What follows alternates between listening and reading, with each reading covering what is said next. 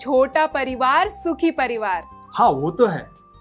हम लोग भी अगर 2 बच्चे करेंगे तो कम से कम 3 साल का अंतर रखेंगे। बिल्कुल, और इस अंतर से हमारी आधी परेशानी दूर हो जाएगी। हाँ तो चलिए ना, एएनएम दीदी से मिलकर मैं अपना जांच भी करा लूंगी और प्रसव के बाद के परिवार नियोजन के बारे में भी और जानकारी ले लेंगे। दीदी, पिछली बार आपने कहा था कि इस बार आप प्रसव के बाद के परिवार नियोजन के तरीकों के बारे में बताएंगी।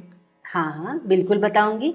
जैसा कि मैंने पिछली बार भी तुम लोगों को बताया था कि परिवार नियोजन के बहुत सारे तरीके होते हैं और उनमें से कौन सा तरीका अपनाना है उसका निर्णय तो तुम्हें अपने परिवार की ज़रूरत के हिसाब से और परिवार के बारे में खूब सोच समझ कर ही लेना चाहिए, और निर्णय तो तुम लोगों को ही मिलकर करना है।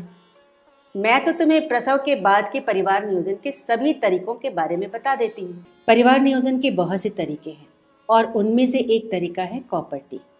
अगर इसे तुम लगवाना चाहो तो प्रसव के 48 घंटे के अंदर लगवा सकती हो, या फिर बच्चा पैदा होने के 6 सप्ताह बाद या 1.5 महीने के बाद लगवा सकती हो, और इसे 5 या 10 वर्षों के लिए लगाया जाता है। इसके अलावा परिवार नियोजन का एक और तरीका भी है जिसमें एक इंजेक्शन आया है जिसे हम अंतरा कहते हैं, और ये हर 3 महीने पर लगवाना पड़ता है, लेकिन इसे तुम प्रसव के 6 सप्ताह के बाद ही लगवा सकती हो। दीदी, इसे लगवाने के बाद हम अपने बच्चे को अपना दूध पिला सकते हैं ना? बिल्कुल पिला सकती हो। इससे माँ के दूध या उसकी गुणवत्ता में कोई कमी नहीं आती। और दीदी, प्रसव के बाद के परिवार नियोजन के लिए गोली भी तो होगी ना? हाँ बिल्कुल है। छाया नाम की गोली आती है, अगर तुम लेना चाहो तो प्रसव के बाद ले सकती हो। अगर इसे लेना ही है तो प्रसव के बाद के शुरू के 3 महीने में सप्ताह में 2 बार गोली लेनी होगी, और फिर उसके बाद सप्ताह में 1 गोली लेनी होगी। और इसके अलावा पीओपी भी ले सकती हो, और इन दोनों गोलियों में से चाहे जिस गोली का भी इस्तेमाल करो, इसके साथ ही तुम अपने बच्चे को स्तनपान भी करा सकती हो।